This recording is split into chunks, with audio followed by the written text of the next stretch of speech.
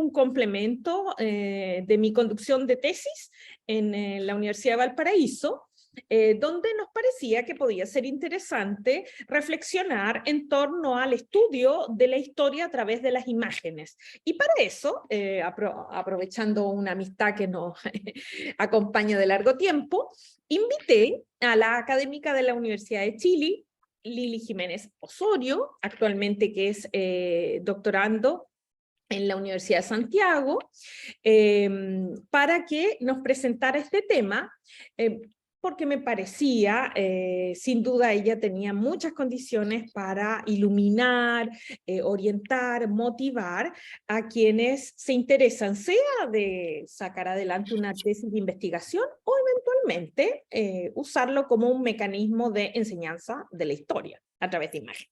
Eso, muchas gracias, Lynn. Giro el computador para que puedan ver los estudiantes y al final dejaríamos unos minutitos para preguntas, reflexiones que permitan dinamizar un poco la reflexión. Ok, Lili. Ya.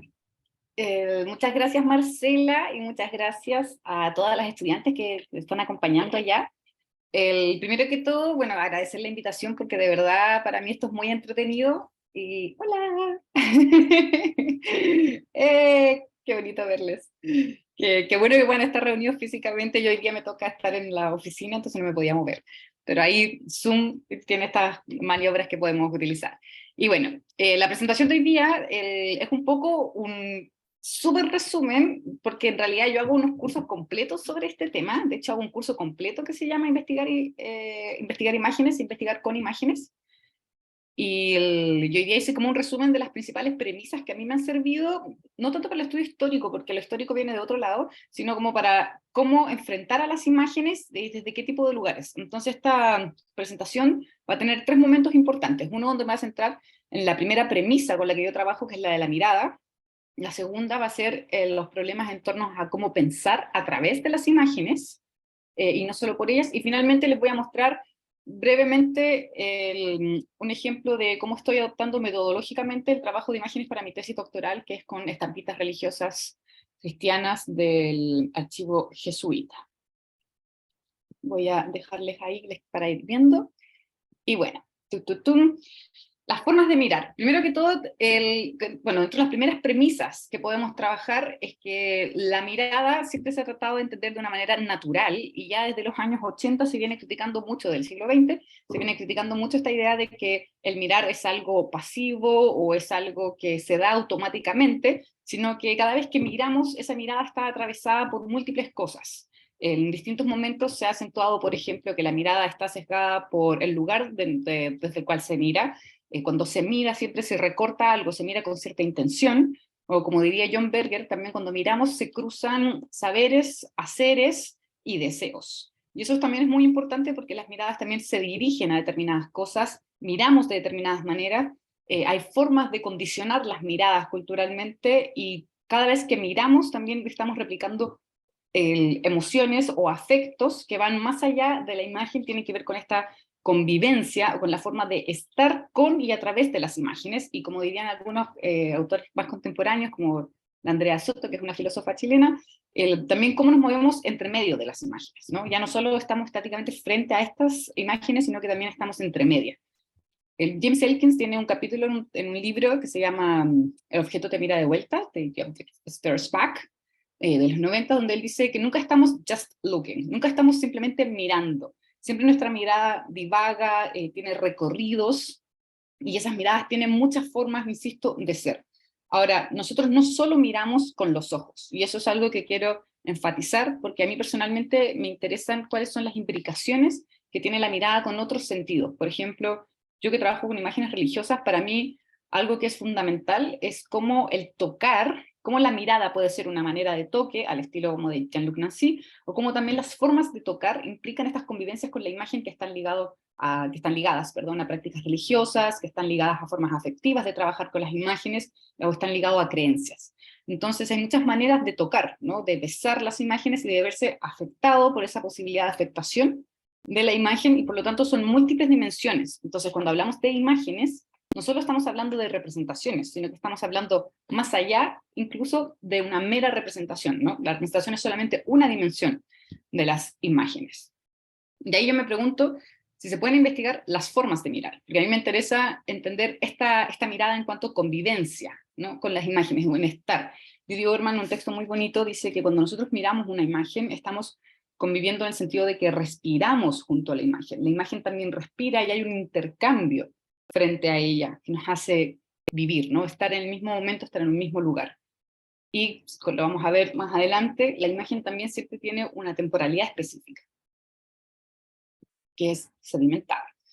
Entonces, esto es un pequeño punteo que hice a partir de como respuestas a supuestos que se han sostenido en torno a la mirada. Hay Mitchell y hay varios autores que trabajan con esta idea de tesis y contratesis sobre prejuicios que se dan desde los estudios visuales, por ejemplo, o de críticas que se hacen a los estudios visuales, que es la línea de investigación donde me enmarco, y algunos puntos que son importantes de entender para la mirada, sostengo para esta sesión, serían los siguientes. Lo primero es que la mirada está cargada de deseo de poder, y es una metamorfosis, no es un mecanismo. Cada vez que hablamos del mirar, se tiende a pensar el mirar en un sentido muy higiénico, ¿no? Como que es algo que sucede automáticamente, pero no, la mirada transforma, y eso también implica que quien está mirando y lo que está siendo mirado también están implicados el uno en el otro, y no necesariamente hay una desafección, ¿no? Es una relación continua, quiero enfatizar eso, no es que estén separados, como no está separado el sujeto del objeto, sino que en la relación con la imagen siempre se va a estar dando vuelta esta relación. Hans Belting ha trabajado mucho este tema en su texto sobre el encuentro de miradas, por ejemplo. El mirar siempre va a implicar el cuerpo, sea mediante el tocar, el explorar, el tomar o lo desear. Siempre es una forma particular de experiencia. Esto también quiero apuntarlo, porque mirar también es una experiencia, y en ese sentido todas las imágenes que nosotros vemos y que se construyen socialmente son una huella de esa experiencia. Toda imagen contiene una posibilidad de mirada. Entonces, siempre estamos viendo un recorte independiente de que hayan cánones o formas de representación o regímenes escópicos que están dirigiendo dónde mirar y cómo mirar. Siempre es una experiencia específica. Mirar siempre implica un recorte, como un encuadre fotográfico, ¿no? Nosotros escogemos qué fotografiar, y por lo tanto también hay una suerte de edición del espacio, ¿no? Sostiene James Elkin, nuestros ojos editan el campo de lo visible porque se han especializado para ver, tal como ocurre con los oídos, ¿no? Nosotros podemos tener mucho ruido de ambiente y sin embargo dejar de escuchar tanto ruido para centrar nuestra atención en determinadas cosas, y el oído se acostumbra. Sucede lo mismo con los ojos. O sea, nosotros creemos que estamos rodeados de imágenes, pero también podemos hacer una suerte de curatoría vivencial para ir dirigiendo nuestra atención a determinados lugares. En este sentido, Jonathan Crary ha hecho un trabajo en el siglo XIX sobre cómo la atención visual fue generando un consumo de experiencias visuales específicos que generó lo que él llama un observador moderno, ¿no? Una persona que consume experiencias visuales a partir de ciertos dispositivos que aíslan la visión del cuerpo y la abstraen paulatinamente, teniendo una serie de consecuencias, evidentemente. No solo podemos mirar y reconocer aquello que conocemos, eso también es importante, porque muchas veces, y va a ser más importante en la segunda parte de esta conferencia, porque ha pasado históricamente con ciertas imágenes que en el fondo se estudia algo, la historia del arte se hizo cargo de ciertas cosas en estas imágenes, pero no se hizo cargo de otras. Y luego en el siglo XXI, otros investigadores han vuelto a mirar esta imagen y han dicho, pero ¿cómo si acá es evidente que pasa esto? Por ejemplo, David Friedberg, en su texto El poder de las imágenes, que la primera publicación es del 1989, David Friedberg sostiene que existe una serie de imágenes medievales y religiosas donde hay un evidente exhibición de los genitales de Jesucristo, por ejemplo, de Jesús niño, y que la mayoría de los historiadores del arte pasan por alto del siglo XIX, del siglo XX, pasaban por alto el hecho de que la Virgen apuntaba en algunas partes los genitales del niño, o a veces Cristo se tomaba también el pene con las manos. Que él dice, bueno, él tiene toda una teoría de la represión sexual y que en el fondo es un problema del deseo, pero es interesante porque nuevas perspectivas nos permiten mirar históricamente otras imágenes que habían sido, digamos, omitidas y obliteradas, y en vista de otros tipos de análisis podemos mirar una imagen 300 años después y estar viendo otros sentidos, otras cosas en sus detalles, ¿no? Y eso es lo interesante que nos permite estos saltos históricos de las imágenes que perviven en distintos momentos y Por eso apunto a esto, que podemos reconocer lo que conocemos, y a veces podemos, por lo mismo, omitir cosas. Y bueno, lo único inconsciente del mirar, dice James Elkin, es el acto de la mirada en sentido fisiológico. O sea, la mirada en todo sentido tiene algo de conciencia de lo que hacemos, pero no estamos viendo nuestro propio ojo, ¿no? No estamos viendo nuestra propia interioridad o la inversión de la imagen en nuestro cerebro, etcétera. Eso sería lo único inconsciente, podríamos sostener. Sostiene John Berger, una imagen es una visión que ha sido recreada o reproducida. Es una apariencia o un conjunto de apariencias que ha sido separada del lugar, del tipo que apareció por primera vez, que se ha preservado durante unos momentos o unos siglos. Toda imagen incorpora un modo de ver. Esto también nos va a permitir hablar de luego de los distintos momentos o tiempos que tienen las imágenes, ¿no? Aparecen en un determinado momento, se separan, también esto lo sostiene mucho Hans Pelting, las imágenes sobreviven a sus creadores, por eso nosotros tenemos archivos históricos, ¿no? Con muchas imágenes de distinto tipo, y sin embargo hay formas de ver que están ahí como, no sé si necesariamente congeladas en el tiempo, eso es una ilusión, sino que ante nuevas miradas, ante nuevos observadores, la imagen siempre es presente. Y eso es algo que también es importante considerar cuando estamos haciendo un trabajo histórico. Nosotros siempre nos encontramos con la imagen en tiempo presente. Y esto nos va a traer una serie de problemas metodológicos, obviamente, que vamos a revisar. Y sostiene James Elkins a propósito de la mirada en The Object Stares Back. Mirar es esperar, desear. Nunca es simplemente traer a la luz o sacar a colación, ¿no?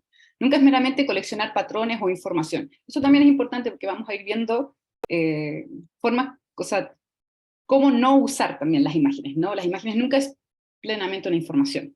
Mirar es poseer o el deseo de poseer. Y no hay miradas sin pensamientos relativos a usar, poseer, reposeer, apropiarse, resguardar, recordar, conmemorar, asesorar, pedir prestado o robar. No puedo mirar nada, cualquier objeto o persona, sin la sombra del pensamiento de poseer tal cosa.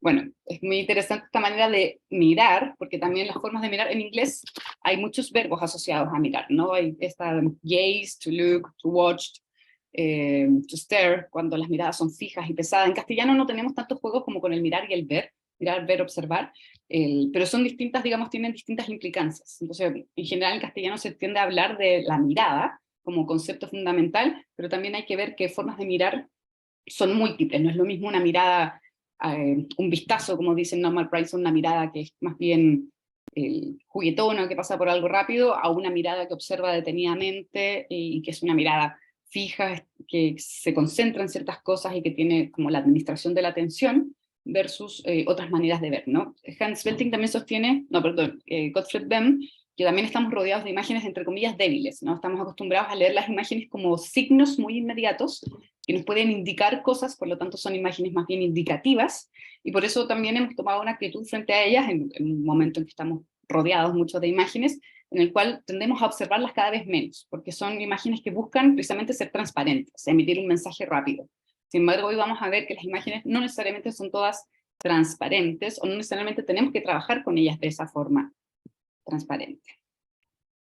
Las formas de mirar cambian históricamente, y en este sentido, por ejemplo, John Berger, en su texto Modos de ver, sostiene en el primer capítulo que la reproductibilidad técnica transformó nuestra relación con las imágenes de la manera en que entendemos los referentes, puesto que las imágenes ya no están fijas en un lugar. Por ejemplo, ya no es que vamos a ver un fresco en tal iglesia asociada a ese espacio, sino que en el momento en que las imágenes se vuelven móviles y múltiples, bueno, el siglo XIX es un momento de grandes revoluciones visuales, como sostiene Nicolás Mirzoeff, las imágenes, la fotografía y una serie de otros mecanismos visuales y dispositivos visuales que van a surgir en este periodo van a ser importantes también para entender una relación muy distinta con las imágenes, que ya no es tan estática asociada a un lugar, sino que van a entrar en formas de nomadismos múltiples, donde ya se separa esa necesidad del espacio, y vamos a tener nuevas funciones de la imagen, pero vamos a tener también una manera distinta de ver las imágenes. Por ejemplo, no es lo mismo nosotros hoy en día, que podemos ver obras de arte, voy a poner este ejemplo porque me es mucho más cómodo, podemos ver muchas obras de arte a través de internet o redes sociales de manera virtual, pero ver una obra en vivo y en directo, o sea, muchas veces uno llega a un museo y dice, ah, pero si yo he visto, me suena mucho esta pintura. o bien se reproducen en objetos, ¿no? Así como hoy en día están como, justo ayer veía en una feria impresionante una chica que andaba con una tote bag de Van Gogh, me acordé de hace poco del ataque de la sopa de tomate, de la sopa de tomate, y ella andaba con una bolsita tipo cartera, entonces también era como esa multiplicidad, ¿no? Están en muchas cosas, en muchos lugares, como que antiguamente las imágenes, antes de tener esta movilidad tan grande, no tenían como lugares específicos, no encontrábamos imágenes en libros, en templos, en iglesias, en palacios, pero hoy en día las imágenes están en múltiples formatos, y eso es algo que también tenemos que tener en consideración al momento de investigar, y es que los formatos también van a determinar cuáles son las funciones y los usos de las imágenes que nosotros tenemos, ¿no? No es lo mismo una imagen que ha sido impresa en, como dice María José del Piano, una colega investigadora, ella habla de papeles efímeros, ¿no? No es lo mismo un grabado o una silografía que es reproducida en un papel que se puede romper rápidamente versus otros grabados hechos con un sentido mucho más artístico en un papel de algodón y que está pensado para publicaciones o para exposición, que algo que está hecho como la prensa oral, ¿no? Como la prensa de literatura oral, eh, o la prensa de cordel, que es como para difusión rápida y todo, y eso mismo podríamos pensar, por ejemplo, con las producciones visuales y textuales del estallido social, ¿no? Donde hubo mucho movimiento de imágenes en los muros, y eso también generó un elemento muy efímero, y también a la vez un furor de registro, y un furor de archivo, por crear registro de todo lo que estaba sucediendo en ese momento. Y sostiene John Berger, puesto que las obras de arte son reproducibles, en teoría cualquiera puede utilizarlos. Sin embargo, la mayor parte de las reproducciones en libros de arte, revistas, películas o dentro de un disco dorado en la sala de estar, siguen utilizándose para fortalecer la ilusión de que nada ha cambiado, de que la autoridad única e intacta del arte justifica muchas otras formas de autoridad, de que el arte hace que la desigualdad parezca noble y las jerarquías conmovedoras. Aquí John Berger poniendo en cuestión qué hacemos o cómo hacemos. Y me gustan los ejemplos que da, ¿no? Son como muy del siglo pasado, libros de arte, revistas, películas, o dentro de un marco dorado en la sala de estar, ¿no? Como con una función decorativa del arte en la casa. Pero claro, los ejemplos que yo daba actualmente superan estos formatos y estamos pensando en, no sé, podríamos pensar en toda la producción kitsch contemporánea de reproducción en objetos de plástico, tazas y otras cosas, otros materiales, ¿no? Y finalmente, en la crítica que le estaba apuntando es sigue habiendo esta idea más bien política de qué es lo que hace el arte, no un arte que en ese momento era muy de élite, que hace en casas más comunes y corrientes, ¿no? Tuc, tuc, tuc. Ya, aquí en esta parte quiero detenerme un poquito. Las imágenes en la investigación histórica van a presentar distintos tipos de problemas. Y el principal problema que nos vamos a encontrar es el problema de la anacronía. Y aquí a mí me costó mucho, porque yo estudié historia en mi pregrado, a mí me costó mucho entender los niveles de anacronía que presenta una imagen y cómo esto nos complica la existencia a un nivel terrible. Yo recuerdo haber leído, por ejemplo, traje una cita de la Silvia Rivera Cusicanqui porque para mí fue un desastre emocional leer sus textos y decir, pero esta mujer aplica estas formas de análisis a imágenes del siglo XVI, y luego me di cuenta que lo hacía a propósito. Entonces, hay distintas maneras de entender la anacronía en las imágenes y en la historia del arte, y en general en el trabajo con imágenes. La primera es lo que comentaba previamente, y es que la imagen siempre se presenta en tiempo presente. O sea, tengo que hacer, por muy redundante que suene, tengo que hacer la insistencia. La imagen siempre está en el presente. Nosotros siempre nos encontramos ante la imagen. Y esto también es importante porque cuando Mitchell critica al principio de los 2000 la retórica excesiva en torno al poder de las imágenes, porque este libro de David Friedberg que les comentaba causó tal furor que todo el mundo habla del poder de las imágenes aquí, el poder de las imágenes allá. Durante el estallido se escuchó mucho sobre el poder de la imagen y de la destrucción de las imágenes, y actualmente se sigue hablando mucho, con mucha pompa, y Mitchell hace una crítica y dice, bueno, hay que matizar esto, porque en realidad las imágenes no son tan poderosas. O sea, de partida las das vuelta y ya no las vistes más. O sea, las imágenes las puedes ocultar y ya no sabes más de ellas. Y si fueran tan poderosas las imágenes, ya estarían gobernando el mundo, y no lo están haciendo. Y él dice, hay que cambiar la pregunta del lugar. Vamos a retomar esto más tarde, porque la pregunta que se hace es, bueno, pero ¿qué quieren las imágenes? ¿No? ¿Cuál es el deseo que tienen las imágenes? Y empecemos y ingresa, a pesar de que él lo toma en un sentido más ficcional, ingresa un sentido ontológico mucho más profundo, de empezar a pensar la imagen, ya hacia allá voy a ir, pensar la imagen con un estatuto ontológico diferente donde es un sujeto más dentro de la sociedad y que es un sujeto también de deseos. Él levanta toda una teoría de que es un deseo subalternizado, feminizado, el que tienen las imágenes, pero además me interesa porque nos permite pensar cuál es la performatividad o la agencia que tienen las imágenes a partir de la performatividad y no tanto desde la acción.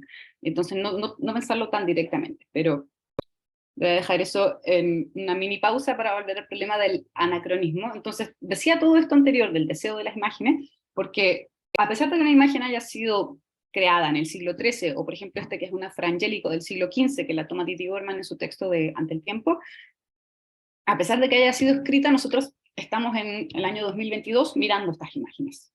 Entonces, por lo tanto, ya tenemos un encuentro de dos momentos. El primero es el contexto de producción de la imagen, el segundo es el contexto de recepción de la imagen, y entre medio tenemos todos los recorridos que hicieron posible que esa imagen, desde 1440, haya llegado hasta el 2022, donde nosotros estamos mirando en este momento estos manchados de Fra Angelico. Entonces esa es ya la primera pregunta fundamental que nos da un dolor de guata y un ataque en el colon a todas las personas que estudiamos historia, porque realmente uno al final no sabe qué hacer.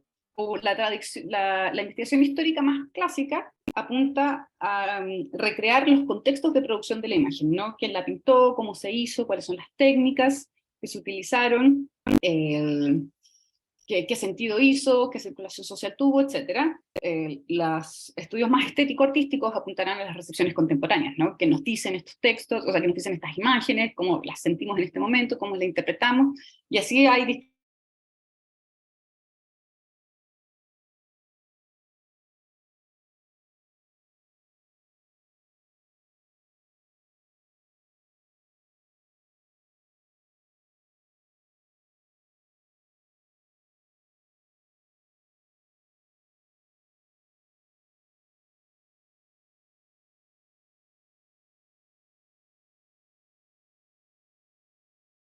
Eh,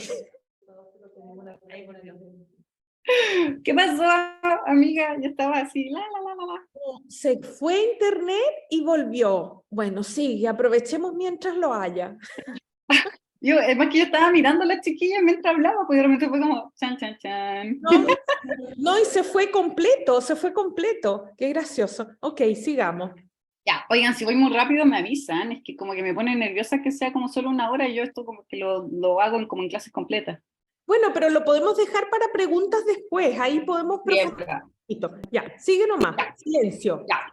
Ok, entonces, volviendo a Didi Uberman, con esta imagen la que les quería mostrar era esta en particular, que es un chorreado. No sé si logran ver, pero es un chorreado donde hay gotas de pintura, un chorreado de pintura. ¿Ustedes están allá viéndolo con proyector?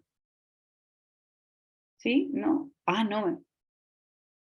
Ya, no te escuché más si tienen el micrófono apagado. Ya, ya, entonces después les voy a mandar el link para que lo puedan ver más en detalle si no hubiera puesto la imagen en más grande.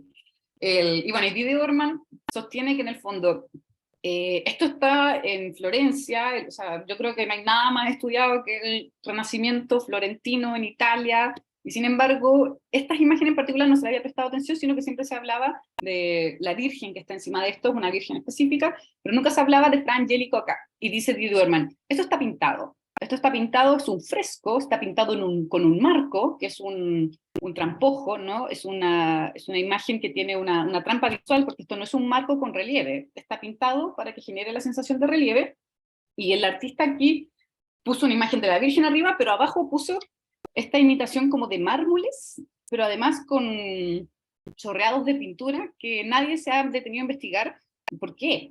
O sea, ¿por qué no pintó más santos allá abajo, no? O sea, ¿por qué no siguió ocupando el lugar de, si estaba la Virgen arriba, podrían haber puesto ángeles a sus pies? Pero no, hay un chorreado. Y ese chorreado no revestía ningún interés para los investigadores, por ejemplo, del siglo XIX, que estudiaban el Renacimiento, o del siglo XX, que estudiaban el Renacimiento, y sin embargo, Didi Uberman dice, la verdad es que después de las vanguardias y el avance, por ejemplo, de Jackson Pollock y de todo el expresionismo abstracto, ver esas imágenes me conmocionaron profundamente porque me imaginé el gesto, ¿no? Imaginarse el gesto de estar tirando la pintura, chorreando la pintura, y dijo, acá hay un elemento expresivo muy importante. Bueno, también esto lo podemos ligar con algunas teorías de la época, como que se sostenía que cuando los ángeles pisaban la materia, lo sagrado pisaba la materia, se alteraban los elementos, y en el caso del mármol, el mármol adoptaba todos los colores del mundo. Entonces hay distintos artistas que lo que hacían era como un champurreo de colores en las bases de la Virgen, lo cual era muy impresionante porque en el fondo tiene una técnica muy pulida para las figuras, pero el piso de mármol no está logrado, uno cree que no está logrado, pero en realidad está intencionado ese efecto visual de un desorden, ¿no? Como de un desorden de la materia. Y acá Didi Uberman ve esto y dice, bueno, yo no habría sido capaz de mirar y poner atención a esta parte, a esta predela, si no hubiera visto las obras de Jackson Pollock. Entonces, la anacronía nos hace explotar la imagen y sus sedimentos históricos. Pensar las imágenes anacrónicamente también implica que podemos acceder a otras cosas de imágenes del pasado cuando podemos tener una mirada distinta, ¿no?, hacia ellas. Por eso también hay que pensar que el tiempo de las imágenes implica una sedimentación, tan como decía previamente, pero también implica que podemos regresar a las imágenes y encontrar distintos elementos, distintas cosas y entender otras maneras. Chum, chum, chum. A mí me encanta ese ejemplo de Biberman porque es súper interesante. Y bueno, aquí traje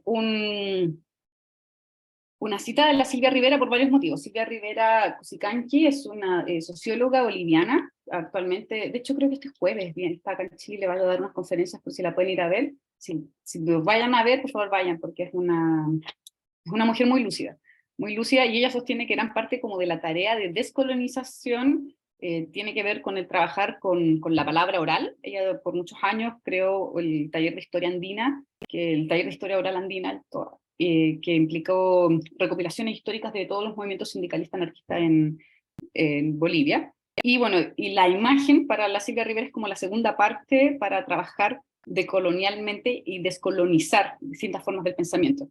Y esta es un poco la parte del texto en el cual yo les decía que me había dado un pequeño preinfarto, que es Chechenaco Chihuahua, donde ella utiliza imágenes de Guamampoma de Ayala y les hace un análisis radicalmente distinto a lo que cualquier persona historiadora haría. Y sostienen, a mí me deja insatisfecha la aproximación estructuralista o semiótica que suele hacerse de la obra de Guamampoma de la Crónica del Buen Gobierno, tanto como la idea de su alteridad indígena. De manera más bien arbitraria, aplico estos dibujos nociones anacrónicas, tomadas del cine, como la secuencia o la del flashback, porque ello me permite explorar otras aristas hipotéticas de su pensamiento, ya sea en contraposición o como complemento del lenguaje escrito. Estas ideas parecen apuntar a la comprensión, a la crítica y sobre todo a la comunicación de lo que él ve como rasgos fundamentales del sistema colonial. Esto puede tener muchos problemas, ¿no?, sobre como la autoría de Guamampuma de Ayala, etcétera, pero para mí fue profundamente alentador pensar en cómo trabajamos con las imágenes de una manera en que implica, me gusta como lo dice, para apuntar a aristas hipotéticas de su pensamiento.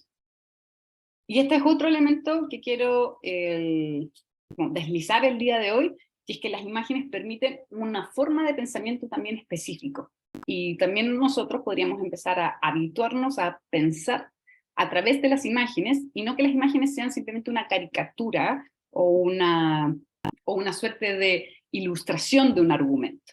De hecho, Didi Uberman sostiene que el gran mérito, bueno, muchas cosas sostiene de Avi Warburg, pero que en el fondo cuando Avi Warburg hacía su Atlas Mnemosyne, que es como el gran inspirador de los estudios visuales contemporáneos, Avi Warburg lo que hacía era, a través de las imágenes, iluminar un argumento, no al revés. No es que le estuviera diciendo, no, las imágenes hacen así y aquí está el argumento, o sea, no, y aquí está el ejemplo. O sea, las imágenes suelen tener en muchas investigaciones, y con esto es lo más común que se ve en historia, en ciencias sociales y en las humanidades, que cada vez que se usan dentro de un texto, las imágenes son de una manera ilustrativa, ¿no?, o ejemplar. Aquí se ve esto. El problema es que no todos vemos lo que otros ven. Entonces, hoy día estuve a punto de traer unos ejemplos literarios, pero acá creo que es muy importante dentro de las recomendaciones metodológicas para empezar a trabajar con imágenes, es que cuando escriban un texto siempre tienen que pensar que la imagen no va a estar. Y ustedes tienen que utilizar esa imagen de una manera seria. Estas recomendaciones que paso a detallar y a comentar están inspiradas en el texto de Gillian Rose, Visual Methodologies. Yo tengo la versión del 2001, está en inglés, pero es un texto que ya se tradujo al castellano. Yo en PDF solo lo tengo en inglés, pero yo sé que está traducido al castellano y se puede comprar. Metodologías visuales de Gillian Rose, que está basado en un texto en un curso que ella hizo y que sistematizó en es una suerte de manual de metodologías visuales y que es muy interesante porque permite entender formas, aproximaciones, etc. Y la primera premisa o recomendación es tomar a las imágenes en serio, que no son meras ilustraciones lo que se quiere decir, no son un reflejo automático tampoco de la sociedad que las produce. Esto es fundamental porque ya dijimos previamente que si la mirada es intencionada, las imágenes también van a tener intenciones que están cruzadas por raza, sexo, clase, poder, etcétera, deseo. Entonces, no es llegar y usar las imágenes de una manera, digamos, naif, sino que hay que cuestionar los lugares donde están, donde se exhiben, cómo llegan y cómo están en determinados lugares, donde se observan, cómo se observan y cómo funcionan, ¿no? Por eso creo que es muy importante, y aquí volvemos como a los ejercicios más básicos. Yo tenía ganas de que este encuentro fuera más al estilo de taller, como que ustedes hubieran traído imágenes de su investigación, porque hemos trabajado en la descripción, porque es muy importante aprender a describir imágenes. Hay una figura literaria que es la éxfrasis, que ha sido muy investigada por Mitchell y por otras personas de los estudios visuales. Hay toda una línea de los estudios visuales como de la gente de literatura, que es muy entretenida, y de hecho el otro día estaba leyendo una novela de Alma Guillermo Prieto, una escritora mexicana de cuando va a Cuba, y ella se encuentra con unas imágenes de la guerra de Vietnam, y las describe de una manera, pero tan hermosas que yo creo que vi la foto, vi la foto de la que estaba hablando. Y eso es lo entretenido, porque nosotros hablamos de imágenes visuales, pero tenemos que distinguirlas de las imágenes no visuales, como las imágenes literarias, o las imágenes que están dentro del cuerpo, como por ejemplo los sueños, la imaginación.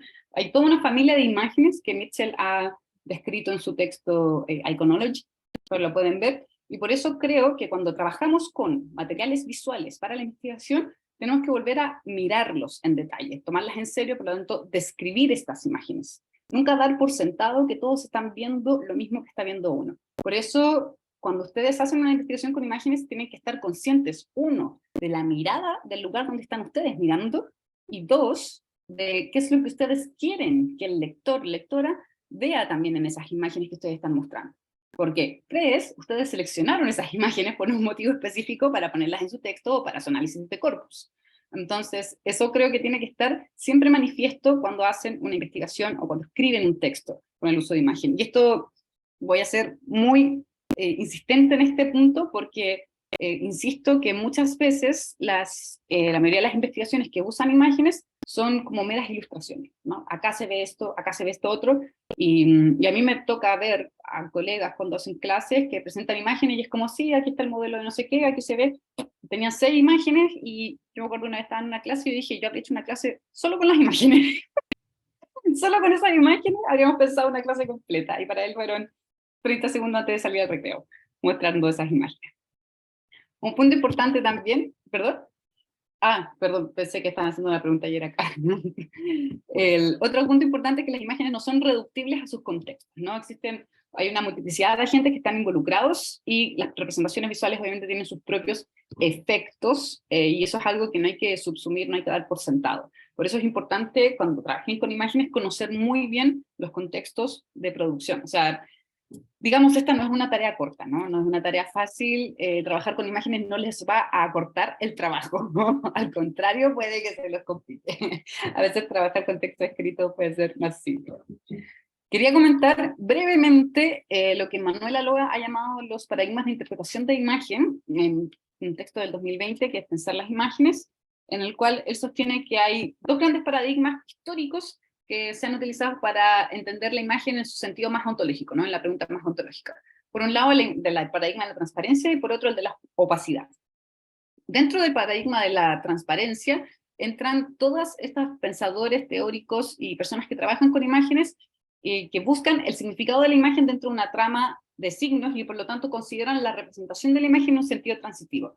Es decir, yo veo una imagen y me centro en su sentido más iconográfico. Por ejemplo, tengo una Virgen de la Leche y me interesa saber qué es lo que significa esa Virgen de la Leche, por qué la narración bíblica dice tal cosa. Toda la iconología de Panofsky, por ejemplo, es un paradigma de la transparencia que apunta precisamente a encontrar esos símbolos en las fuentes, en interpretar cada una de las cosas.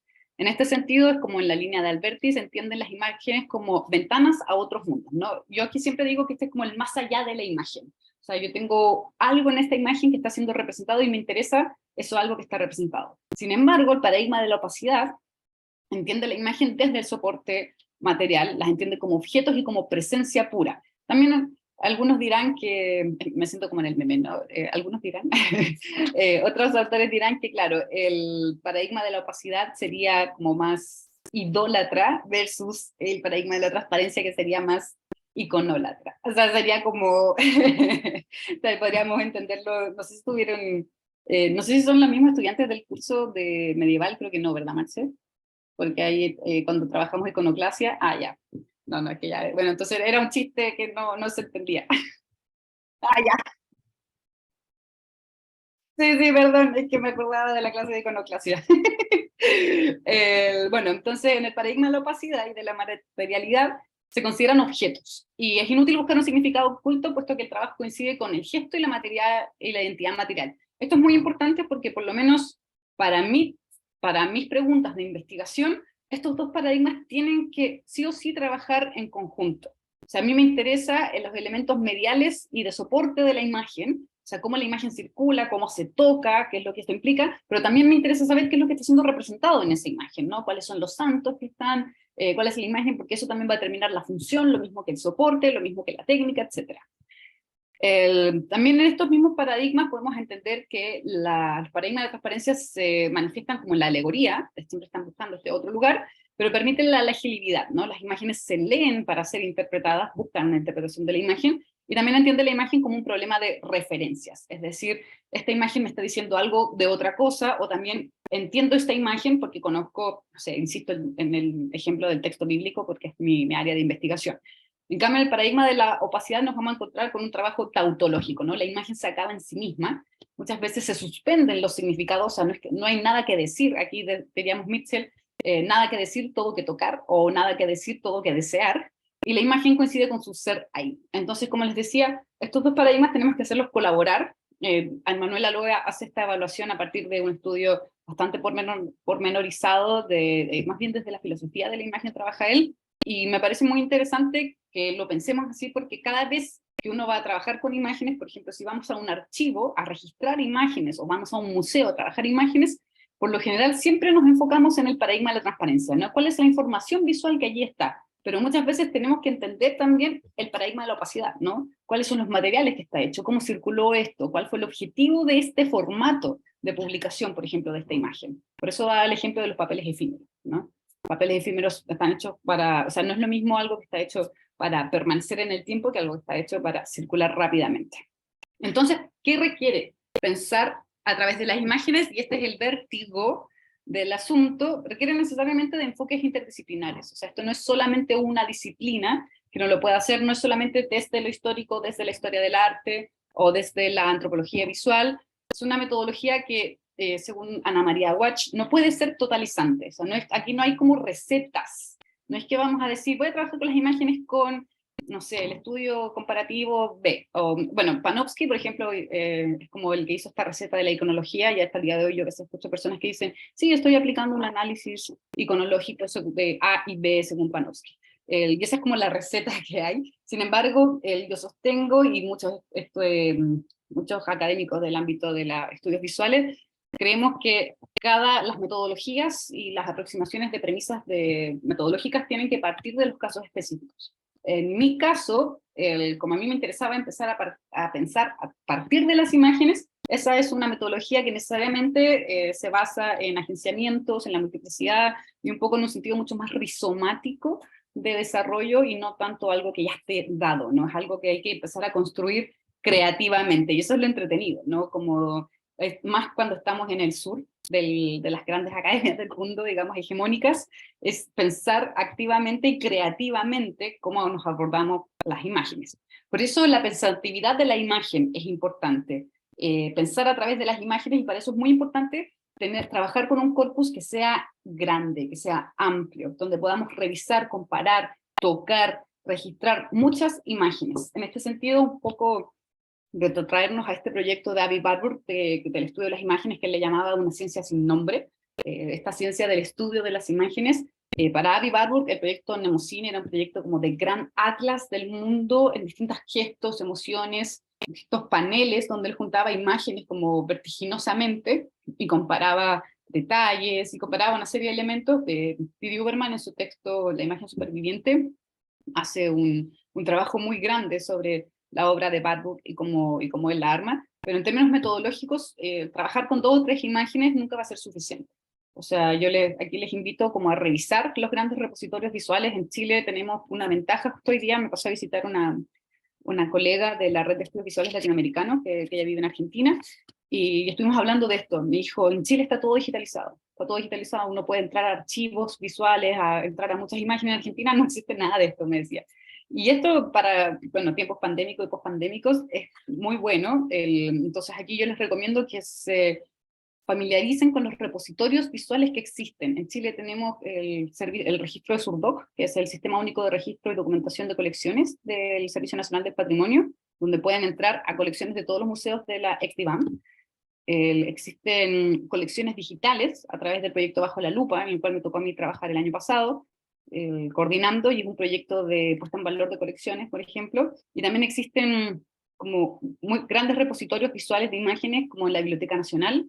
En los museos tienen, por ejemplo, el Museo Histórico Nacional tiene fotografía patrimonial con respecto a fotografía, existe Zenfoto, y así hay una serie de otros repositorios visuales donde uno puede conocer las colecciones digamos que existen en Chile, las colecciones de imágenes, y ahí uno puede empezar a trabajar con distintos soportes visuales, que yo les invito mucho a explorar y empezar a añadir materiales, aunque esto muchas veces implica una arista de investigación, como que se le abre otro mundo, a pesar de lo que ya han estado haciendo. Otro punto fundamental es poner a las imágenes en el centro del problema. Esto es clave, o sea, no es que yo estoy haciendo algo y encontré estas imágenes y son bonitas, ¿no? Sino que la imagen es el lugar de partida de la pregunta cuando nosotros hacemos metodologías visuales. Y en este sentido es muy importante la identificación y un registro adecuado de las imágenes. Por lo tanto, esto es más mecánico, pero es importante estar familiarizadas con formas de registro, ¿no? De aprender a describir estandarizadamente, recoger datos de las imágenes con ciertos objetivos, ¿no? Yo tengo una gran planilla Excel donde tengo mis imágenes en miniatura y consigno cuál es el motivo iconográfico, qué tipos de escrituras tienen, si tienen escrituras manuscritas o imprenta. Luego ahora estoy introduciendo variables de análisis, en qué capítulo podría usar cada una de estas imágenes, qué conceptos fundamentales, cuáles son las oraciones, transcribir todo lo que está escrito, etc. O sea, hay una metodología específica que yo creo que la identificación y el registro son claves para que uno pueda establecer estas maneras más estandarizadas, porque convengamos que en humanidades, en artes y en general, la pregunta metodológica es una pregunta profundamente incómoda, ¿no? En general estamos muy acostumbrados a no pensar mucho en cómo hacemos una metodología de investigación, y yo creo que la idea de hoy era precisamente pensar esta investigación con imágenes desde un lugar que ojalá tener, en mi caso, proponerles y mostrarles un poco lo que yo también he estado haciendo.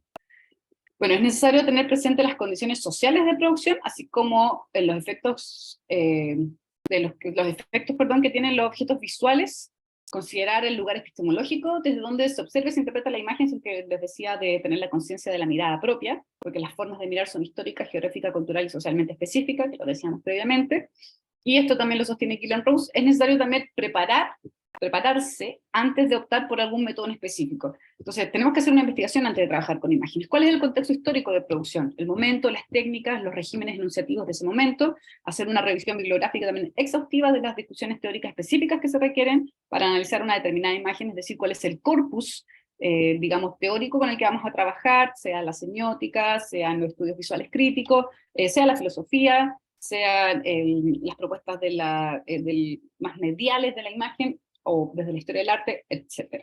Por lo tanto, como les decía, no es una tarea breve. Gillian Rose propone este cuadro en su texto de Visual Methodologies, donde si tenemos la imagen en el centro, hay distintas preguntas que nos podemos hacer, y estas distintas preguntas nos van a llevar caminos de investigación distintas. Entonces, estas preguntas tienen 3 anillos: la modalidad tecnológica, es decir, cómo se producen; la segunda, composicional, es decir, cuando centramos la atención exclusivamente en la imagen; y finalmente la modalidad social, es decir, cuando ya pensamos la imagen en su circulación. Y dentro de estas hay distintos tipos de sitios para preguntar. Entonces hay un sitio de la pregunta por sí misma, de la imagen por sí misma, uno de las formas de recepción, que cada una abarca las 3 modalidades, y la pregunta por la producción también, cada una de las modalidades. Entonces, si pensamos en la imagen, La pregunta por la imagen en sí misma, en términos tecnológicos, nos preguntaríamos cuáles son sus efectos visuales, o yo esta la añadí yo, por eso está en otro color, si su régimen, cuál es su régimen de afectación escópico, en la modalidad composicional, cómo está construida la imagen, cuál es la composición, digamos, la imagen, y aquí, por ejemplo, nos vamos a encontrar todos los análisis de contenido, ¿no? Como que la imagen más transparente. Finalmente, ¿qué significados visuales produce? Y aquí tenemos los análisis de contenido, o también análisis del discurso, que es muy común que hagamos análisis del discurso con las imágenes sin darnos cuenta. De hecho, las personas que estudiamos historia tendemos naturalmente a hacer análisis del discurso en la imagen. Y también en estas intersecciones vamos a encontrar, por ejemplo, la semiótica, los estudios del lenguaje, va a estar un poco entre la pregunta por las formas de recepción, la pregunta por la imagen en sí mismo, pero justo como en este cruzamiento, ¿no? De estas distintas modalidades. Este esquema yo lo encuentro de una lucidez impresionante, así que siempre eternamente agradecida a Gillian Rose por haberlo hecho. La pregunta por las formas de recepción. ¿Cómo ha sido transmitido en imagen? ¿Cómo fue circulada o exhibida? ¿No? Cuando nos preguntamos por la imagen en sí misma, o tecnológicamente. Luego, en términos de composición, ¿cuáles son las disposiciones de la mirada? ¿Cuál es su relación con otros textos y otros soportes? Yo, en mi caso de investigación, yo estoy mucho más por estas líneas, aunque es bastante múltiple. Y finalmente, ¿cómo ha sido recepcionada, utilizada? ¿Quiénes recepcionan la imagen? ¿Por qué? ¿No? Y aquí también se sitúan, en términos sociales, todos los estudios de audiencia y recepción. Y finalmente, la pregunta por la producción de la imagen, cómo fue producida, ¿no? En mi caso, a mí me interesa saber, todos los estudios mediales se centran mucho en esto, ¿no? ¿Qué técnica es? ¿Es una litografía, una cromolitografía, una reproducción fotomecánica? Y eso que en realidad es un conocimiento técnico muy importante para reconocer. En mi caso, por ejemplo, fue importante tener algunas nociones, porque no soy tan especialista como quisiera, más que nada porque vino la pandemia y no pude hacer todas las pasantías que quería hacer en archivo. Pero es importante para situar, por ejemplo, la imagen, ¿no? Hay una imagen que fueron producidas en determinada época y después no se siguieron reproduciendo, ¿no? O se abandonaron ciertas técnicas, o por ejemplo, en imágenes religiosas vamos a ver una persistencia de la litografía por mucho tiempo, y en otras áreas sociales la litografía ya no se seguía usando, cosas así. ¿A qué tipo de género pertenece? Como todo el análisis institucional, ¿no? De esta es una pintura renacentista, esta es una pintura impresionista, van en este tipo de pregunta, la pregunta por la producción, y finalmente en la modalidad social, quién la produjo, cuándo la produjo, con qué objeto, por qué. En general aquí también importante en las teorías del autor, ¿no? ¿Cuál fue, qué quiso decir el autor cuando hizo esto? ¿Qué, esta idea como del genio artístico, ¿no? Siempre son hombres, como dice Virginia Woolf. Siempre son nombres, entonces siempre hay un genio ahí diciendo cosas a través de la imagen. Y por eso es importante, porque el paradigma de la transparencia, un poco del que hablábamos previamente, asume que las imágenes quieren comunicar algo. Y ahí es cuando Mitchell dice, a veces las imágenes no necesariamente quieren comunicar algo. Ya, y con esto voy cerrando para dar espacio a las preguntas, ya que he ido como a la velocidad del rayo. Y finalmente les voy a hacer una pequeña reseña del trabajo metodológico que estoy haciendo. Ya les contaba que estoy trabajando con un corpus de estampitas visuales. Esta es una foto que me sacó un amigo fotógrafo, estamos revisando unas estampitas en su casa, y estoy revisando con una lupa, estamos viendo me estaban enseñando a identificar una risografía. Mi investigación se llama La emergencia de una cultura visual religiosa y está concentrada en, bueno, el título es mucho más largo, pero que lata ponerlo completo. Está centrada en un grupo de imágenes de finales del siglo XIX, principios del XX, y me interesa saber, por un lado, formas de afectación visuales y afectivas que hay a través de las estampitas. Ahora ustedes me dirán, ¿por qué las estampitas? Porque soy una persona profundamente obsesiva, y la verdad es que toda mi vida quise hacer investigación de las estampitas porque me parece que es un objeto que está muy presente incluso en las prácticas contemporáneas religiosas, ¿no? Uno va a un bautizo hasta el día de hoy, te entregan un recuerdito, un santito, los santitos de primera comunión, y en general a mí me pasó cuando estaba en la universidad, yo empecé a hacer una investigación con un amigo y colega ahora, empezamos a hacer una investigación de San Expedito porque una vez en el supermercado nos regalaron una estampita de San Expedito. Entonces siento que hay algo en las estampitas como de presencia, de continuidad, y bueno, quise saber cuál es el origen, cómo vienen, dónde vienen, y me encontré con un corpus gigante en el Fondo de Estampas Religiosas del Archivo Jesuita. En noviembre del 2020, que fue cuando hice el conteo general de toda la colección, habían 8.627 objetos en total. Esto es, claro, cuando hablamos de corpus grandes, me refiero a esto. Y esto tiene una historia muy ridícula, porque en realidad yo partí con otro fondo que está aquí detallado, porque actualmente esto está dividido, ¿no? En el Archivo Histórico Nacional hay una cantidad de imágenes, y yo llegué primero al Archivo Histórico.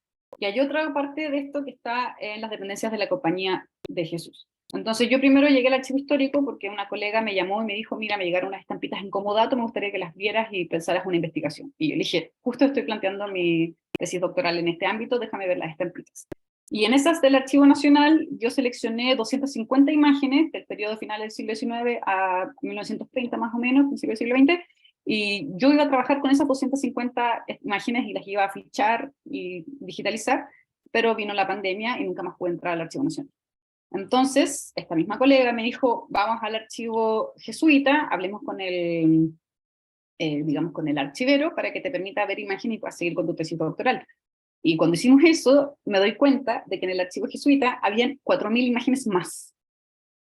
Entonces ya no tenía estas 4.000 que estaban en el Archivo Nacional, sino que tenía 8.627 imágenes, y de esas 8.627 tenía que volver a escoger otro corpus, y al final esto, catástrofes sociales mediante, al final mi corpus está actualmente en unas 80, 90 estampitas que están debidamente fichadas, pero son las que finalmente me voy a concentrar en trabajar, porque no voy a alcanzar a hacer las 250, porque nunca más pude volver a acceder a esas imágenes. Entonces también es interesante porque todo esto está atravesado por las condiciones en las que uno investiga también. Bueno, aquí los criterios de selección fueron imágenes producidas, ya lo había comentado, entre mediados del siglo XIX y principios del XX, y por contingencia COVID el acceso al archivo, esto fue cambiando. Ahora, algunas particularidades de este fondo que es necesario comentar. Este fondo fue creado a partir de, uno, donaciones, y en este sentido, donaciones son muy importantes porque en el fondo, ¿qué se hace con las estampitas, ¿no?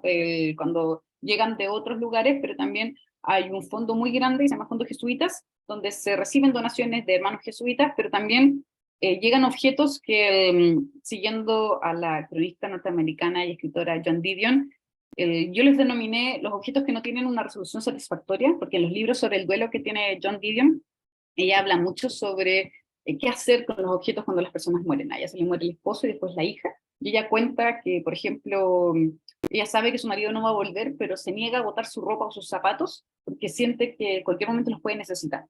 Entonces, dice, en un momento me veo rodeada de estos objetos que no tienen una resolución satisfactoria, no sé qué hacer con ellos.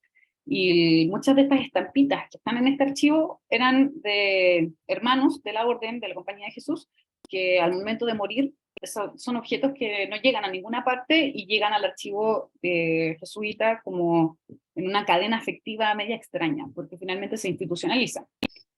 Hay un volumen importante de compras y adquisiciones. Finalmente, para efectos de esta investigación doctoral, decidí no considerar las compras y las adquisiciones porque tienen otras dinámicas, mientras que las donaciones y estos objetos propios de la orden están más ligadas a relaciones afectivas entre los mismos sujetos participantes de una comunidad, que de hecho en algún momento yo sentía que era como una radiografía afectiva, ¿no? Porque hay dedicatorias, se regalan estas imágenes, se escriben cosas en las imágenes, así como te quiero mucho hermana, o alguien escribe recuerdo de nuestra reunión, no sé qué, no sé qué.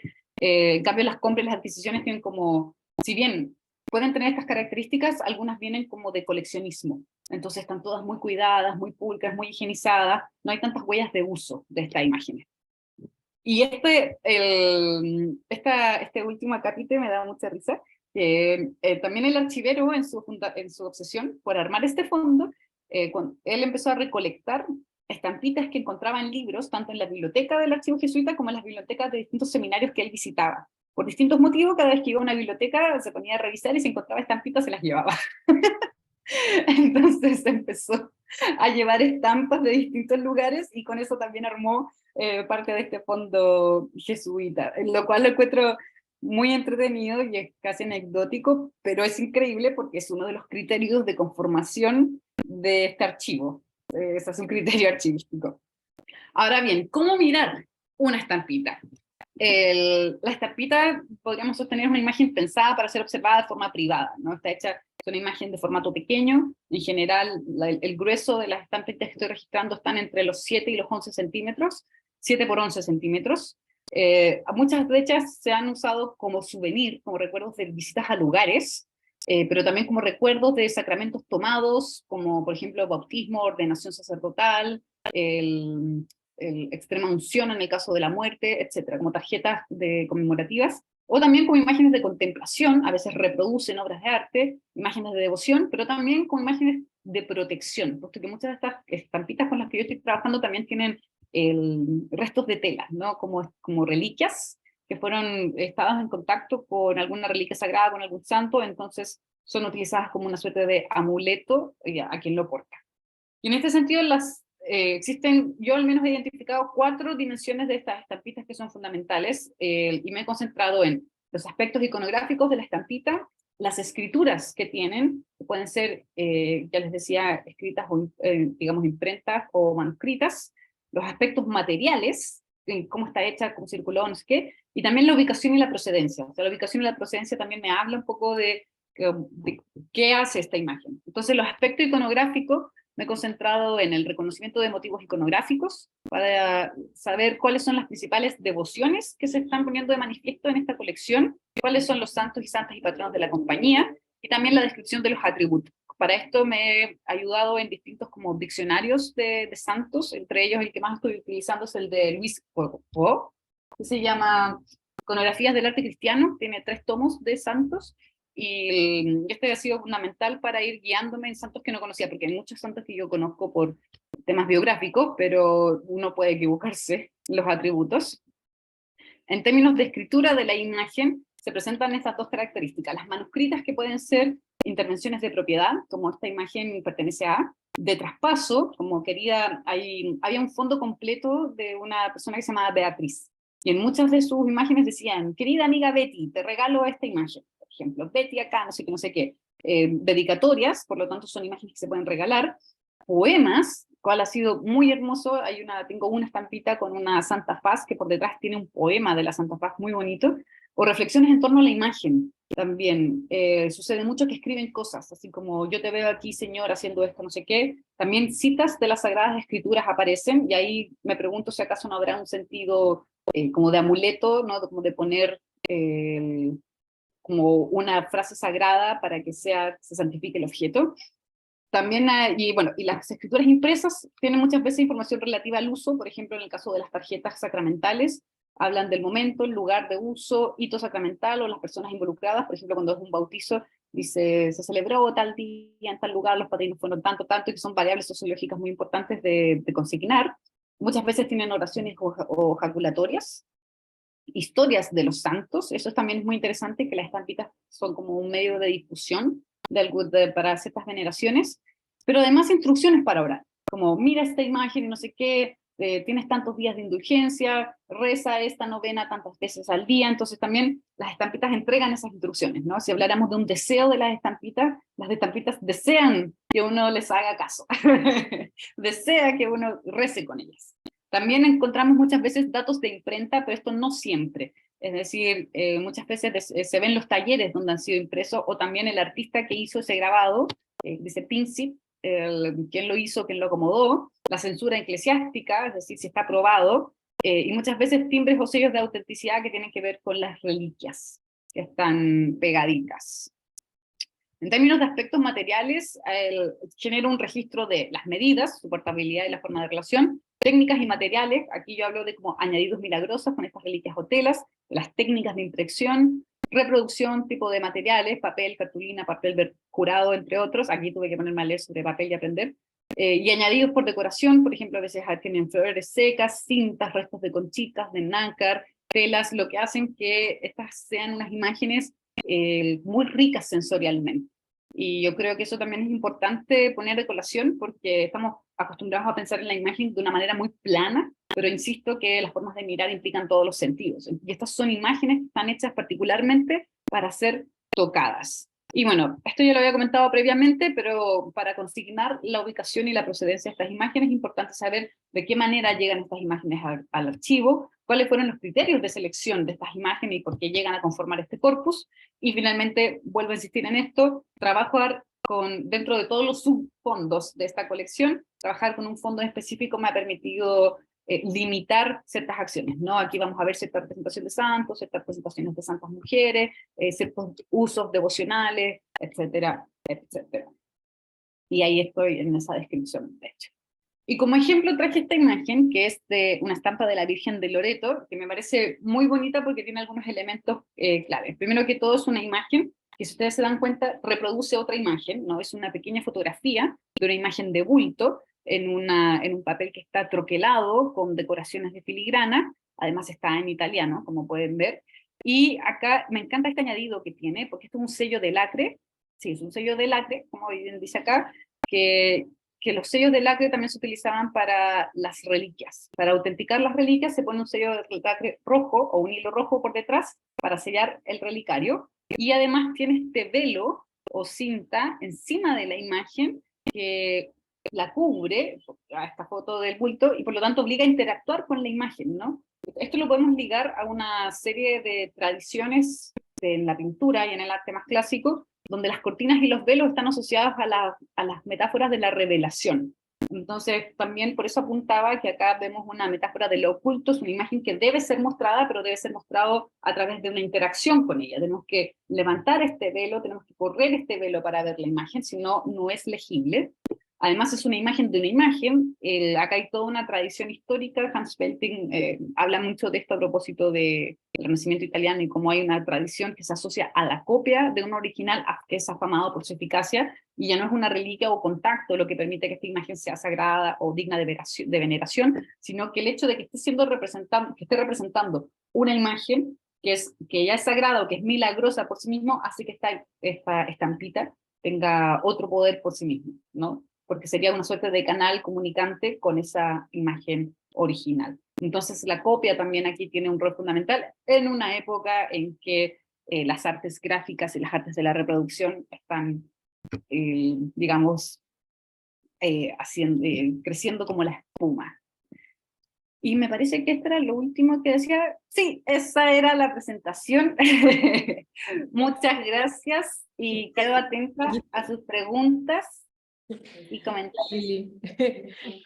Hola, ok, entonces ahora doy espacio a preguntas o comentarios en función de lo que fueron escuchando. Yo estoy a un lado porque te recuerdo, estamos con mi notebook.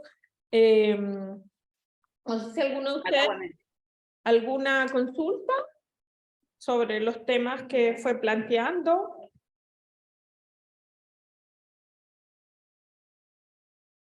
Yo creo que igual fue un poquito como, en un momento fue un poco bombardeo, como name dropping, porque es como que no me da el tiempo para citar a todo el mundo, pero si les interesa el tema, o sea, si de verdad quieren trabajar con imágenes, a mí me habría encantado tener una instancia más de taller, como que me muestren ustedes las imágenes que están trabajando y que podamos recomendar lecturas en esa función, o yo decirles o enseñarles a hacer una ficha, por ejemplo. De hecho, les voy a mostrar. Déjame, es que les quiero mostrar mi Excel porque, no sé, el otro día le mandé a un amigo una foto que estaba trabajando en un café y estaba editando un texto para que se hagan una idea y me responde, ay, ¿estás trabajando en tu tesis? Y yo le decía, mi tesis no luce así todavía, mi tesis luce así, como les voy a mostrar ahora. Ya. Así luce mi tesis en este momento de mi vida. Como pueden ver, por ejemplo, acá tenemos, bueno, estas fotos las tengo que arreglar porque la digitalización fue un tema. Yo no soy una persona con entrenamiento en artes gráficas, entonces no sabía sacar fotos, me salieron las fotos azules, al principio escaneé con un escáner manual, las fotos salieron horribles, no las pude escanear de nuevo, al final me conseguí un escáner, y esas que están así con fondo blanco y todo esto ya son con un escáner común y corriente. O sea, después de 1000 vueltas volví a lo más básico, pero más que nada porque no puedo decir esto acá porque va a quedar grabado, pero en el fondo conseguí un acceso a las estampitas distintas, pero si uno va a un archivo a ver las imágenes, uno no va a andar con un escáner en la calle, ¿no? Uno va a andar con una cámara o con un escáner manual, y eso es lo difícil. Entonces, bueno, por ejemplo, estas son estampitas muy, muy, muy bonitas. Bueno, acá como pueden ver el fondo, que todo es el mismo fondo, estampas religiosas, folletos y recuerdos religiosos. Ah, miren, este era de adquisiciones, no de jesuitas, me equivoqué, entonces no estoy haciendo solo jesuitas. Hay señora Emma Fernández, una monja, que además lo sé porque dentro del sobre que estaban todos los objetos de ella, había un recorte del periódico con su ordenación. El título que yo le asigné, porque el más rápido es como una pequeña descripción, nombre corto referencial, tarjeta Margarita María de la Coque. Yo le puse estampita de la Beata María Margarita de la Coque antes que fuera santa. No tenemos lugar o fecha de la formación, o sea, no tenemos información. El lugar de impresión es el monasterio de la Visitación de Paralemonial, aparece atrás en un, ¿cómo se llama? En un pequeño timbre.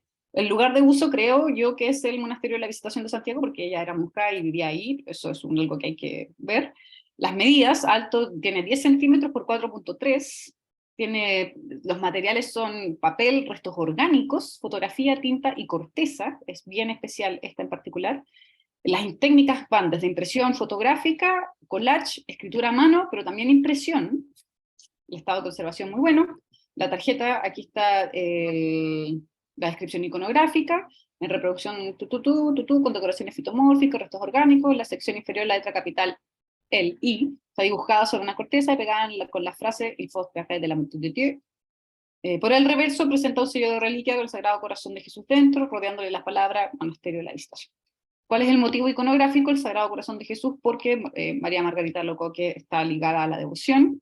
Por el reverso tiene impreso esto, y en el anverso tiene escrito esto en técnica manuscrita. La impresión fue probablemente para el Lamoniel, no es ningún hito conmemorativo. Estos datos de registro solo lo pongo yo para torturarme, podría eliminar esta columna, pero es para torturarme y decir, esto lo hice en mayo recién, lo podría haber hecho antes, cosas así. Algunos tipos de observaciones importantes. Esta es una tarjeta hecha a mano, pero que tiene elementos seriales, como el sello del reverso, pero el objeto es ensamblado a mano, lo cual lo hace un objeto muy particular. Posiblemente contenga una reliquia, pero no estoy segura porque, bueno, tengo que revisar, son mis notas. Apariciones de María Margarita, quizás alguna habrá sido en el jardín, porque estas flores son como lavandas secas, ¿no? Y la corteza puede ser de nogal o avellano, estuve investigando, entonces hay que ver si acaso está ligado al jardín. Y luego empecé a introducir categorías de análisis. Por ejemplo, una categoría que quiero revisar es cuánta representación en términos de género hay repartida en este fondo. Entonces, si responde a una representación femenina o masculina. ¿Cuál es la categoría de uso? Esta es una imagen para uso devocional, principalmente, y aquí esta es lo que estoy trabajando en estos días. ¿Cuál es el concepto o capítulo de tesis para el que voy a trabajar? Y probablemente vaya añadiendo un par de variables más, porque luego después filtro esta información, ¿no? Cuando quiera trabajar el capítulo ligado al tocar, voy a poner todas las imágenes que yo quiero trabajar para tocar, y todas las imágenes y que voy a trabajar, no sé, en el tema, por ejemplo, acá tengo algunas con fotografía. Esta es una fotografía bien especial porque tuve que ir a ver a un colega que es especialista, un colega fotógrafo, Mauricio Toro, que me ayudó y me puso... Ahí es donde lo escribí. Es que él me dio todo el dato de retrato ovalado, Jesús en primer plano, en la técnica puede ser. No, bueno, es lo que me dio, me explicó, es que esta imagen tiene como un plateado, está como quemada. Y me dijo, no, que este es un bromuro de plata y está sobreexpuesto, pero está sobreexpuesto en el revelado, no está sobreexpuesto en material de impresión general. Me dijo, claro, no lo puse acá, lo puse en otra, claro, no lo puse en el fichaje, lo puse en mis anotaciones de mis notas de la tesis, pero este está sobre revelado, entonces hay una intención evidente para que en las partes oscuras de la imagen se vea luminoso. Entonces lo interesante es que esta fotografía, si uno le pone una vela detrás, empiezan a aparecer detalles del rostro. Entonces dije, esta es una tecnología muy extraña, por eso es importante ver las imágenes, no tocarlas, manipularlas. Dije, esto es muy extraño, y se lo fui a preguntar, y él me dijo, mira, esto es un error. O sea, si una persona que es profesional en el revelado fotográfico, esto es un error, pero esto claramente fue hecho a propósito, con un sentido devocional, para sacar luz de la sombra. ¿Y cómo lo consiguen? Sobreexponiendo para que la plata se concentre más en lo oscuro y se vea brillante. Entonces, súper interesante, ¿no?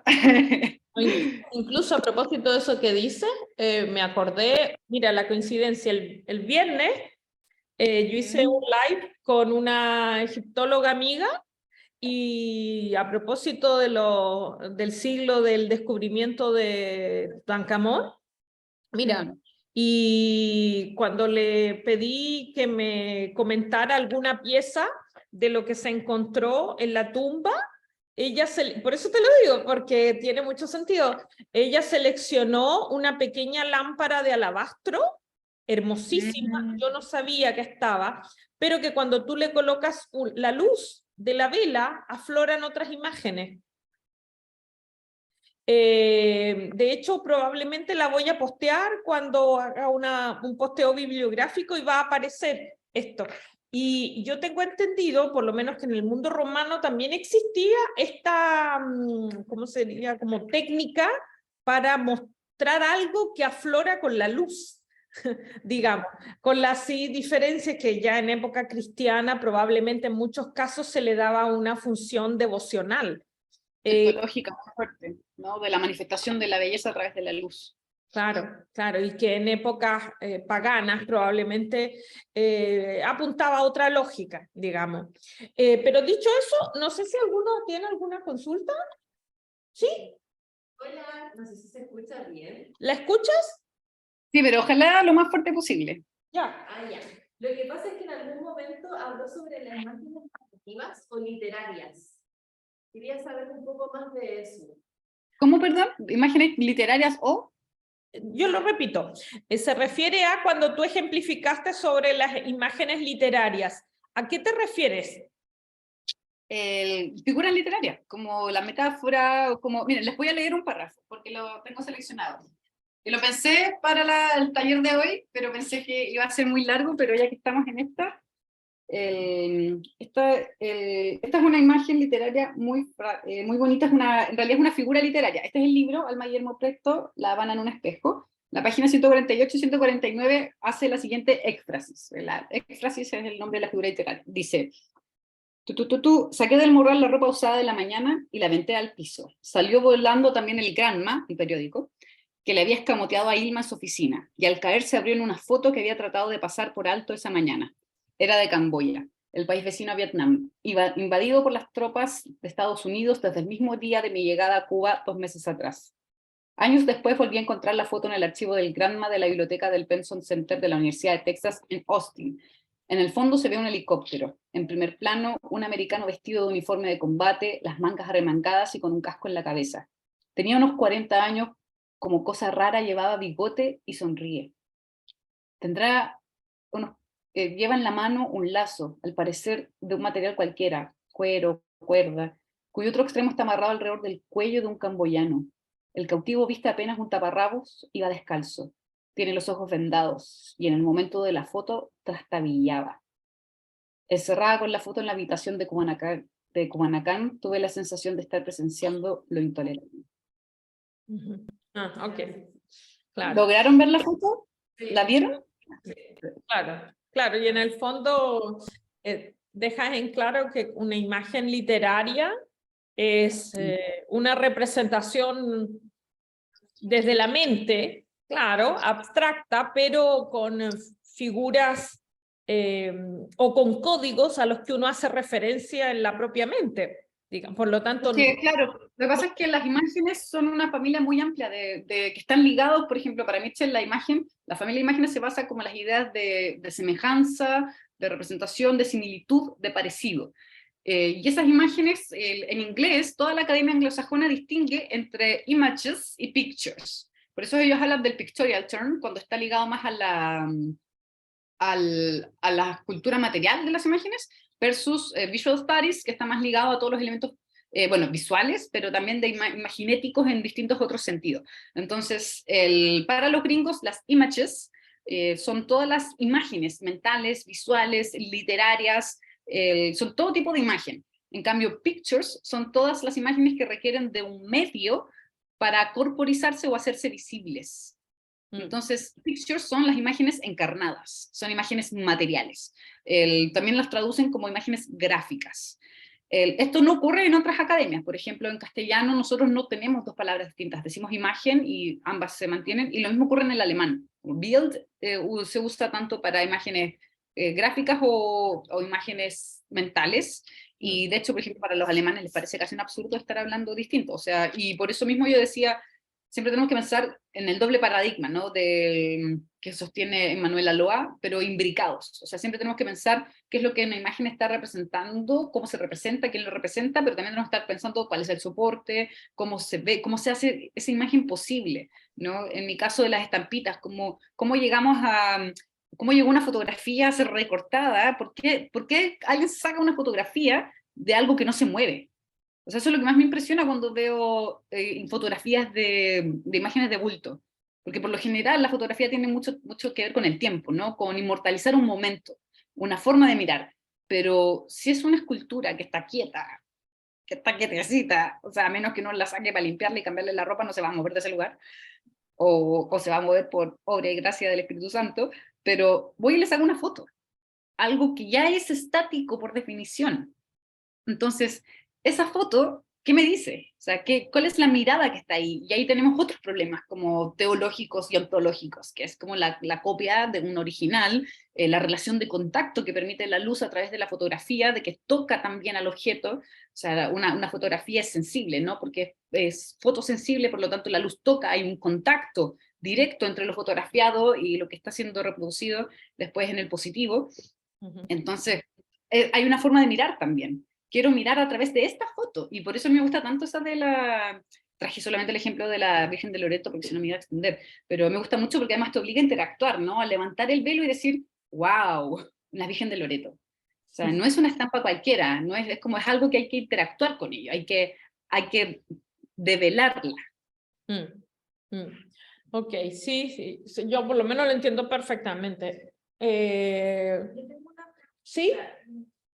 ¿Cómo nosotros que trabajamos a través de la fuente escrita podemos llevar a cabo el imaginario colectivo que se hace a través de los textos bíblicos, llevarlo a la realidad, o llevarlo como nosotros estamos trabajando en la tesis a través de un fichaje? Porque nosotros no tenemos la imagen construida, sino que a través de lo que vamos leyendo, vamos imaginando cómo poder tener lo más adecuado y lo más objetivo posible esa imagen en nuestro trabajo. Okay. Es que la pregunta, es que ahí el problema es el soporte o la fuente de investigación. Porque estás trabajando con imaginario, eso es otras técnicas de metodología, no es metodología visual. Porque para la investigación de imaginario yo te recomiendo como técnicas más bien de las ciencias sociales, como un trabajo que sea mucho más antropológico. Pero claro, o sea, lo que yo quise trabajar hoy es metodología visual con objetos visuales. O sea, porque a mí lo que me interesa es, yo tengo esto, ¿qué hago con esto? ¿Cómo interrogo un objeto que en el fondo es un poco herencia del giro material, ¿no? O sea, tenemos estas colecciones en los museos, pero ¿qué nos dicen? O sea, el museo está mudo. ¿Qué nos dicen estas colecciones? ¿Cómo puedo abordar este objeto? Y en ese sentido creo que hay que partir del objeto. Si no tienes el objeto, tienes que construirlo. Para construirlo, tendrías que tomar una muestra social. Y ahí es otra metodología. Es como es otro el camino.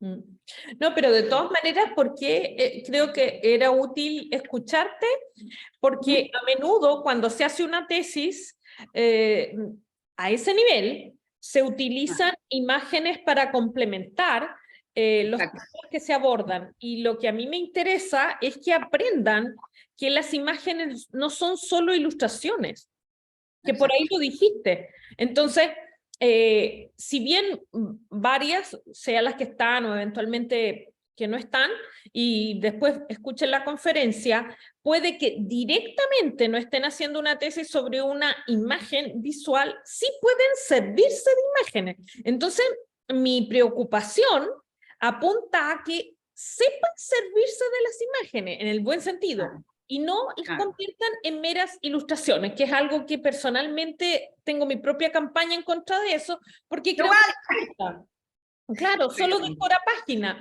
y para tener decorado, mejor, no sé, mandamos a un imprenta que le haga una filigrana a la impresión. Exacto. No monitos, no monos. Entonces, un poco en esa línea, que tú pudieras dar alguna recomendación. Si bien una persona trabaja con una fuente escrita, al momento de usar una imagen, ¿qué sugerencia tú le puedes dar para que esa imagen no se convierta en ilustración, sino que sea una imagen que aporta? Las mismas que entregué en la presentación. Es como, tienes que mirar esa imagen.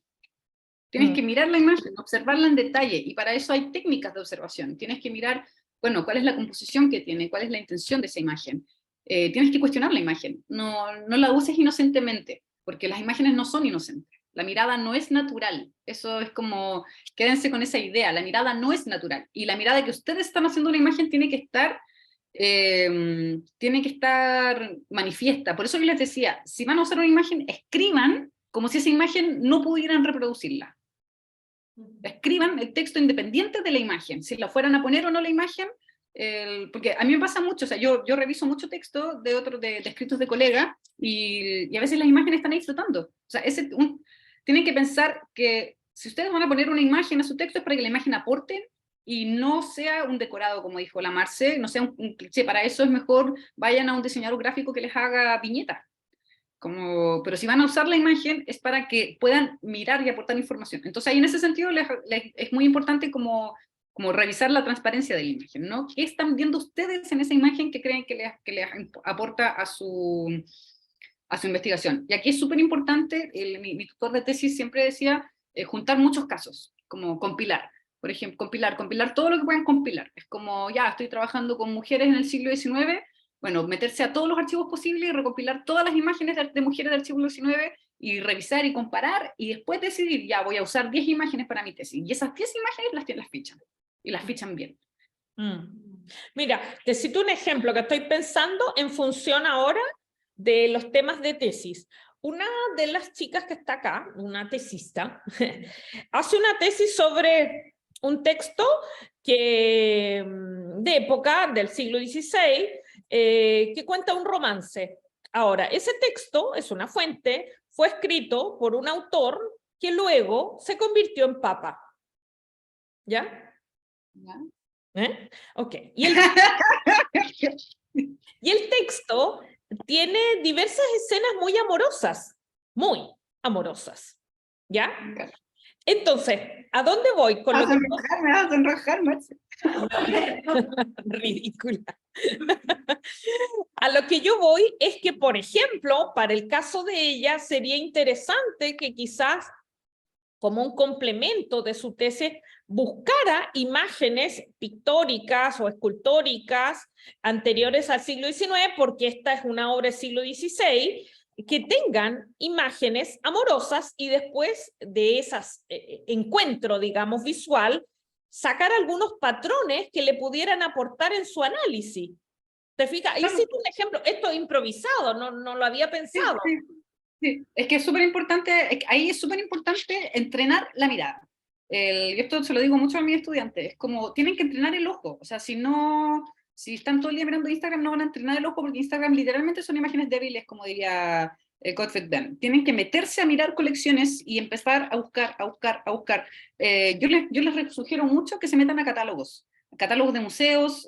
Bueno, muchos museos tienen gran parte de sus colecciones digitalizadas. El Met, mis estudiantes de la Universidad Alberto Hurtado de Estética se metieron a navegar en el Met, sacaron unas imágenes preciosas para una evaluación que tuvieron que hacer la semana pasada. El Met tiene todo digitalizado en alta resolución y son fantásticas las imágenes. El National Gallery de Londres, todo digitalizado, fantástica resolución y gratis. British Library, colección de grabados, todo digitalizado en alta resolución, libre acceso. El British Museum, perdón, que yo estudié en Londres, por eso conozco mucho estos catálogos. British Museum, todo digitalizado también, excelente acceso, gratis. Entonces, pero envuelvo, Surdoc. Surdoc.cl, no es tan amigable la plataforma porque cambió en un momento. Yo aprendí a hacer este registro porque yo hice un proyecto donde registré en Surdoc. O sea, yo recibí una capacitación para aprender a registrar en el catálogo de los museos. Y por eso de ahí empecé a idear esta metodología para la imagen, que después descubrí que hay otras personas que hacen exactamente lo mismo desde otros lados de la academia, pero yo lo aprendí como trabajando en museo y como fichaje de inventario en el fondo. Y es como navegar, es como, yo una época de mi vida, esta confesión es muy nerd, lamento que va a quedar grabada, pero en un momento de mi vida estaba todo el domingo navegando en repositorios visuales, o en JSTOR, era como todo mi día domingo, así después del almuerzo, me metí a Surdoc y empezaba a buscar, no sé, visitación. A mí me encantan las representaciones de la visitación, tengo todo un rollo teológico, filosófico con eso, entonces me pongo a mirar qué visitaciones hay en Chile, dónde están, qué museos las tienen, y Luego, no sé, bautizo de Jesús, y empiezo a buscar solamente representaciones de bautizo de Jesús. Entonces, hacer ese ejercicio es muy importante, insisto, para entrenar la mirada. Además que no es necesario moverse de la casa. O sea, y por eso decía el ejemplo de lo que me decía la Fernanda día en la mañana. Es como, lo pueden hacer en su casa. No tienen que ir a los museos. O sea, hoy en día no tienen por qué ir a los archivos. O sea, imagínense, Avi Bagur era hijo de un banquero judío, tenía mucha plata. Avi Bagur se iba 3 meses a Italia, todo pagado, recorría todos los museos y fotografiaba todo. Todo. O sea, eso nosotros, chilenos, con una inflación por las nubes, del mundo académico, no podemos darnos esos lujos, no tenemos ese dinero, pero el Estado tiene políticas de digitalización muy buenas, entonces podemos acceder a los... que eso es muy importante, el acceso a los archivos es muy importante, y si hoy en día se puede acceder porque en Chile hay mucho material digitalizado. Entonces, como que de verdad que les invito a que revisen repositorios visuales, porque además les va a entregar información distinta. No es lo mismo leer algo que luego verlo. Porque a veces uno se imagina una cosa, pero el régimen visual apunta a otra cosa. Ok, Lili, por la hora, para no seguir prolongándonos, te agradezco un montón. Después voy a dejar grabada si aparece la versión final, porque acuerdo que fue interrumpida por este corte. Y nada, seguimos en contacto. Un millón de gracias, Lili. Que estés bien. Hoy, muchas gracias por la invitación, gracias chiquillas por las preguntas, y la verdad es que yo tengo mucha disponibilidad, o sea, hablen con Marcela, yo insisto que deberíamos hacer un taller más presencial, o quizás ir a un archivo a mirar imágenes y ahí discutirlo, pero ahí ya va a depender de las posibilidades de tiempo de Marce y cómo nos organizamos, ¿ya? Así que bueno, en cuenta. eso, sí, sí. Chao, Chao. estaban Alex y Germán.